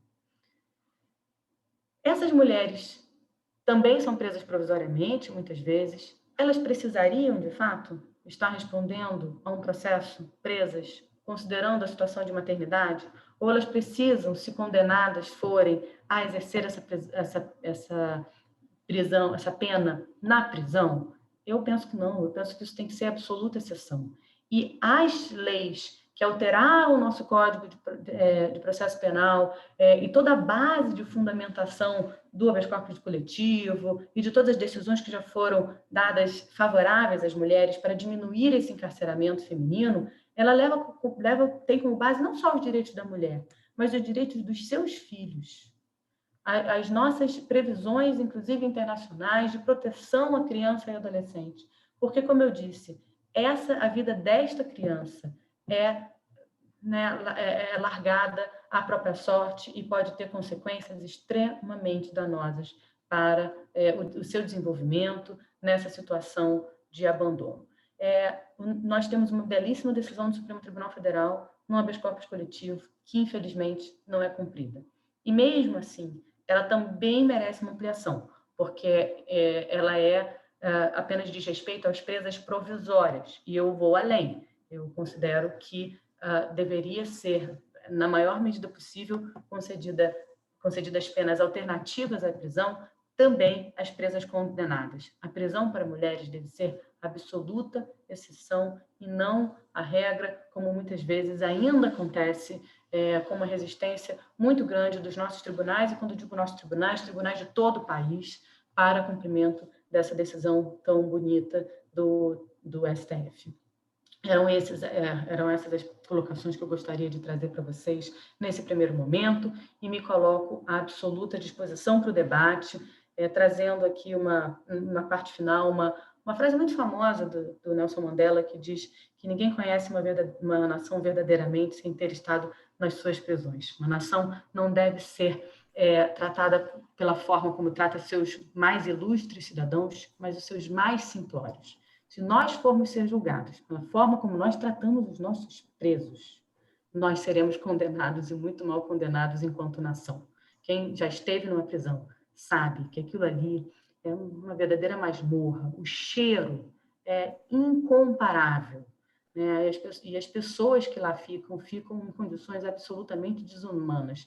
Nós tratamos pior os nossos presos, uma condição pior do que qualquer animal, né? Qualquer ser vivo. Né? Todas as pessoas deveriam ser tratadas com dignidade e respeito, mas infelizmente não é o que nós vemos nas prisões. Professora, doutora Maíra, foi muito bom você até falar sobre a questão das mulheres, porque eu vim para cá com o objetivo de tocar nesse assunto e acabei esquecendo. E aí a senhora foi realmente no ponto, porque vem crescendo a participação das mulheres na prática criminosa. Isso já de um tempo para cá, não é de agora. E o motivo só pode ser mesmo de cunho econômico. E o perfil das mulheres não deixa de ser exatamente igual ao perfil dos homens. Isso, o perfil mesmo, porque nós estamos sempre diante da questão da seletividade. Agora, quando eu era juiz criminal, quando eu via mulher praticando crime, era normalmente aquela mulher que levava o entorpecente para dentro do presídio. E isso o que sempre me impressionou muito, é que ninguém nunca procurou saber por que ela estava levando.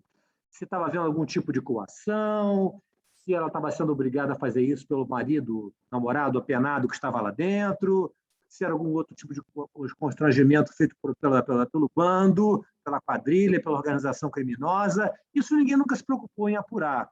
Era simplesmente pegar a mulher, prender a mulher, autuar em flagrante e meter na cadeia. E isso me parecia realmente algo muito cruel. Era um tratamento extremamente cruel dado às mulheres nesse tipo de caso. E eu me sentia muito mal de fazer parte desse sistema, porque, no final das contas, quem aplicava a pena era eu. E, por mais que eu pudesse dosar a pena de um jeito ou de outro, eu estava tendo que condenar, porque os mecanismos postos à minha disposição não eram outros, eram só aqueles. A gente está falando aqui de tráfico de drogas. Então, ficava difícil, muito difícil. E o que a senhora está falando é a pura realidade. Nós temos um sistema prisional absurdo, em que as pessoas são tratadas como escória da sociedade, e lá no Bioparque, que é o novo Jardim Zoológico aqui do Rio de Janeiro, os animais têm todo o privilégio do mundo, são tratados muito bem, como, aliás, eu acho que eles têm que ser tratados, só que o macaco tem um tratamento maravilhoso, e o ser humano que está preso, não. Né? Não por acaso, Milor Fernandes disse uma vez que o homem é o macaco que não deu certo. Né? E é isso que, infelizmente, a gente vê acontecendo. Alcides, se me permite Tem muitas perguntas ali, mas eu queria fazer uma complementação só rápida para uma delas que eu vi, porque eu não vi todas. O Wagner coloca aqui, com a implementação do CEU, a tese de pessoas além do prazo da pena me parece ultrapassada. Duas considerações importantes. A primeira, a gente está discutindo, embora a gente esteja discutindo na EMERG, na Escola da Magistratura, do Rio de Janeiro, nós estamos discutindo o sistema penitenciário como um todo. Né? E, no Brasil, o estado que mais tem presos é o estado de São Paulo, com 220 mil presos. E o estado de São Paulo não está no CEU. Então, isso já mostra realmente um descumprimento, né, evidente aí do estado com maior número de presos. Mas, mesmo assim, o CEU é absolutamente importante, super, né, mas, mesmo assim, todas as vezes que são feitos esses mutirões, né, essas fiscalizações, a gente sempre encontra algum preso fora do prazo, mesmo assim, apesar do CEU, apesar do trabalho da Vara de Execuções Penais e apesar do trabalho da Defensoria Pública. Mas em alguns estados que não têm a implementação, não têm a adoção do CEU, isso se torna ainda mais gritante, como o Tribunal de Justiça do Estado de São Paulo, que não ingressou no sistema ainda, e é um bom exemplo disso. Eu vou até aproveitar para lhe perguntar, assim como também ao doutor Rubioli, que nós temos uma pergunta aqui de um colega juiz. Está mais para baixo. Aqui, ó. Nosso colega Marcelo Alberto Chaves Vilas, ele diz que é juiz da 2ª Vara Criminal, ele é juiz da 2ª Vara Criminal de Nova Friburgo.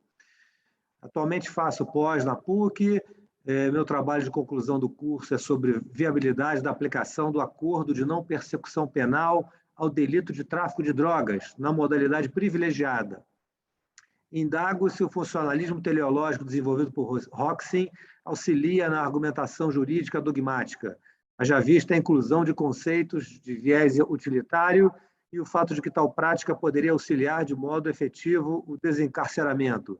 Enfim, ele está querendo saber se é possível utilizar a persecução, o acordo de não persecução penal, nessas hipóteses de tráfico de drogas na modalidade privilegiada. Qual a sua opinião sobre isso?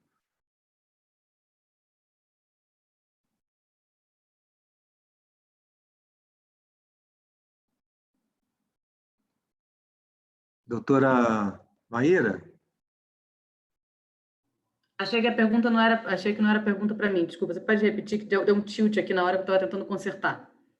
Ele basicamente diz o seguinte, que ele trabalha academicamente com a aplicação de acordo de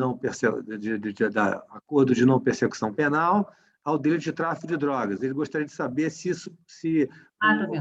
a utilização mais frequente desses acordos, as hipóteses de tráfico de drogas da modalidade privilegiada, se isso poderia ajudar ao desencarceramento. Eu acho que é uma boa pergunta. Na verdade, não se aplica hoje, né, ao tráfico de drogas. Poderia, sim, ajudar, embora eu tenha um pouco de dúvida de como é que vai ser cumprido esse acordo de não persecução nesses casos. Assim, terei que conversar um pouco mais longamente. A princípio, eu sou a favor de qualquer medida que aumente o desencarceramento para qualquer crime. Acho que sim, poderia ampliar, né? Hoje, há essa vedação, não poderia, mas acho que poderia se ampliar os acordos de não persecução em todos os casos, mas pensando se efetivamente vai ser um acordo, tal como, né, a lógica de acordo prevê, ou se vai ser uma imposição de medida necessariamente sem paridade de armas entre a acusação e a defesa. Porque se assim for, aí realmente a gente vai ter uma banalização de aplicação de medidas, né, em que a pessoa tem que, muitas vezes, confessar um crime que não praticou, porque no acordo de não persecução, né, uma das condições é a confissão do crime. Né? Se a pessoa não praticou o crime, se ela na defesa teria inúmeras provas para poder demonstrar que ela não praticou aquele crime, que, por exemplo, não era tráfico, mas era uso. Nós sabemos que uma coisa extremamente comum é usuários serem presos como se traficantes fossem. Se você pega um jovem em Ipanema com uma determinada quantidade de drogas, muito provavelmente ele vai ser taxado como usuário. Ele vai ser levado para a delegacia, estava aqui fumando um baseado na praia. Se você pega um jovem com a mesmíssima quantidade de drogas numa favela, ele muito provavelmente vai ser taxado de traficante. E aí ele vai ser obrigado a fazer um acordo com imposição de medidas, né, mesmo sem ter praticado um crime de tráfico. Se a gente for seguir essa mesma banalização, sou contra, né, porque tenho medo de ser algo sempre prejudicial também na ausência absoluta de uma paridade de armas entre acusação e defesa, de ausência de um acordo de verdade, como o nome diria. Né? Entendi. Vamos aqui, então. Eu queria passar a palavra ao meu querido desembargador Luciano. Desembargador Luciano, eu sempre deixo o senhor por último, mas é de propósito, né? Porque os últimos serão os primeiros. Então, eu gostaria de ouvi-lo agora, doutor desembargador Luciano. Ok, presidente. Inicialmente, parabenizo as doutoras Aline e Mayra e também o doutor Marcelo Rubioli pelas excelentes exposições, muito esclarecedoras. Só aproveitando, em relação a essa pergunta que foi feita, estão me ouvindo? Estão me ouvindo? Eu estou, sim. Porque sumiu a imagem. Essa pergunta que foi feita sobre o acordo de não persecução penal, eu não estou aqui, não tenho assim, muita certeza nesse momento, que eu não estou com o código em mão, mas eu acredito que não haja restrição. Inclusive, eu tenho encaminhado para o procurador-geral. O promotor não faz da proposta e vem para cá, através de habeas corpus ou recurso, e eu tenho encaminhado. Eu tenho suspendido o andamento do feito e encaminhado para o procurador-geral. Eu posso estar equivocado, mas acredito que não haja proibição de aplicar esse novo instituto de despenalizador quando se trata de tráfico de drogas, sobretudo quando seja na forma privilegiada, do parágrafo 4º.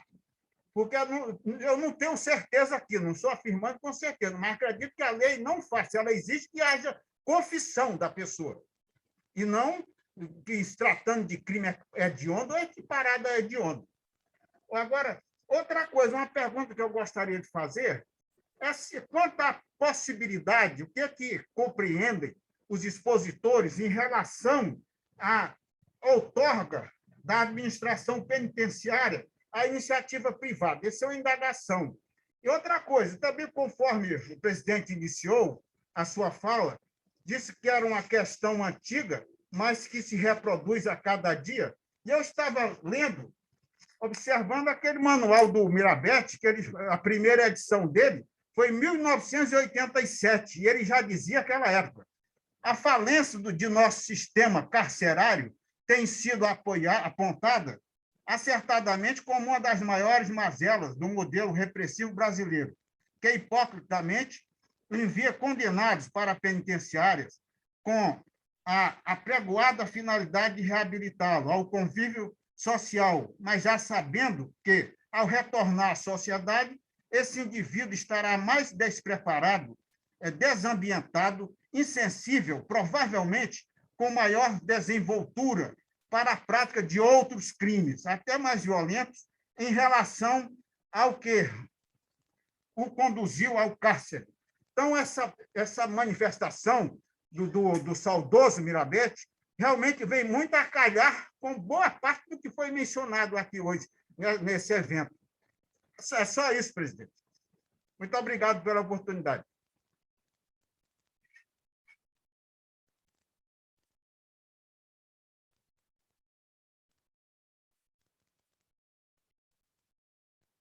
Sumiu a voz?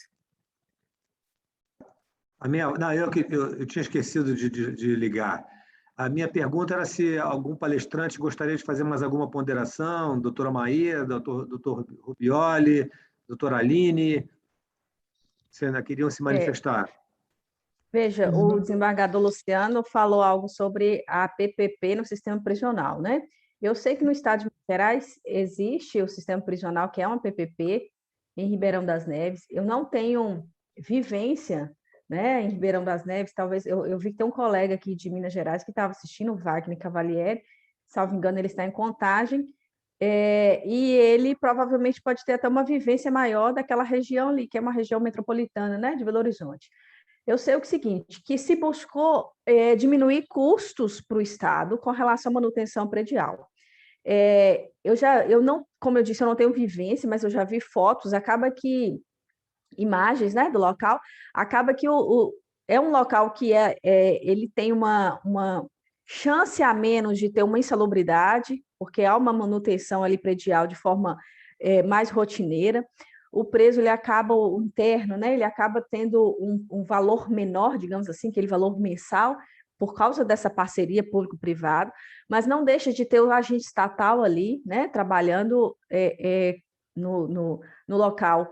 Então, assim, com relação à questão predial, até onde eu sei, a parceria público-privada ela ganha com relação aos presídios, às penitenciárias convencionais, porque há uma manutenção mais constante. Agora, com relação à questão de ressocialização, que eu acho que é um foco, que é o foco da Lei de Execuções Penais, infelizmente eu não tenho ainda maior subsídio, né, para poder tratar sobre isso. Doutor Rubioli, quer falar sobre isso? Não, na verdade, pensei que a pergunta fosse para a doutora Maíra, por isso que eu não falei sobre a NPP, mas me parece que em tese, é possível, né? Se a pena mínima do tráfico privilegiado acaba com o máximo de redução, fica abaixo de 4 anos, né? Cumprindo ele os demais requisitos do artigo 28A, em tese, seria possível. Eu não sei se na prática vai ser muito praticado, porque, via de regra, o tráfico mesmo que privilegiado, que no Rio de Janeiro, está sempre associado a alguma prática violenta, eventualmente o porte de armamento restrito, porte de armamento com numeração suprimida, com petrechos de armamento, né, com coletes balísticos, com carregadores. Então, me parece que, singelamente analisado, seria possível sim a NPP. Não sei se seria comum face à realidade do Rio de Janeiro. Agora, uma coisa eu concordaria com a doutora Maíra, que me parece que também seria, ou será, porque acho que é um futuro inexorável, uma vez que uma determinação legal vai ser massificado e banalizado, como assim o foi a transação penal. Isso eu não tenho dúvida de que isso ocorrerá, principalmente pela quantidade de casos que serão trazidos, e já esse histórico, uma vez que o NPP é diferente, mas bebe da mesma fonte da transação penal, me parece que esse é um futuro possível, sim. Eu concordo, só uma complementação, eu acho possível também, né? Até porque para o privilegiado não existe aquela discussão da hediondez, né? Conforme pessoas pacíficas. Então, eu realmente acredito que não haja óbice à concessão. Então, isso pode ser bom, sim, na medida, né, numa perspectiva de diminuir o encarceramento.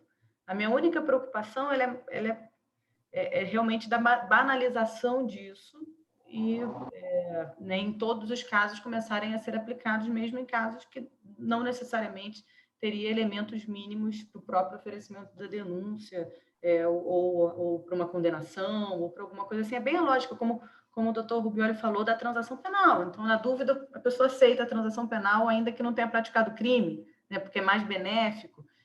Mas eu considero como cabível e possível, sim. Muito embora ainda não tenhamos tido tempo para analisar a real implementação dela, mas eu não acho que haja um óbice legal. Mais alguém? Vocês vejam, nós já estamos aqui há 2 horas e poderíamos continuar por mais 2 horas e esse assunto não se encerraria, porque este aqui não é um assunto que vai se encerrar, né? Ao contrário, depende de reflexões, reflexões e reflexões. Então, eu queria agradecer, eu não vou continuar com as perguntas aqui por causa do horário, queria agradecer a doutora Aline, em primeiro lugar, que bom que está aqui, que participe mais daqui para frente, viu? Doutora Maíra, que é uma amiga que está sempre aqui participando do Fórum de Segurança Pública, doutor Rubioli também, que veio pela primeira vez, agradeço muito sua presença, e meu querido Luciano, meu braço direito também, como sempre aqui ao nosso lado, ao meu lado e ao nosso lado. Agradeço também a todos os participantes, né, todos que ficaram até agora conosco, e me despeço, então, dando boa noite a todos. Boa noite, presidente. Boa noite, muito obrigada. Boa noite, prazer.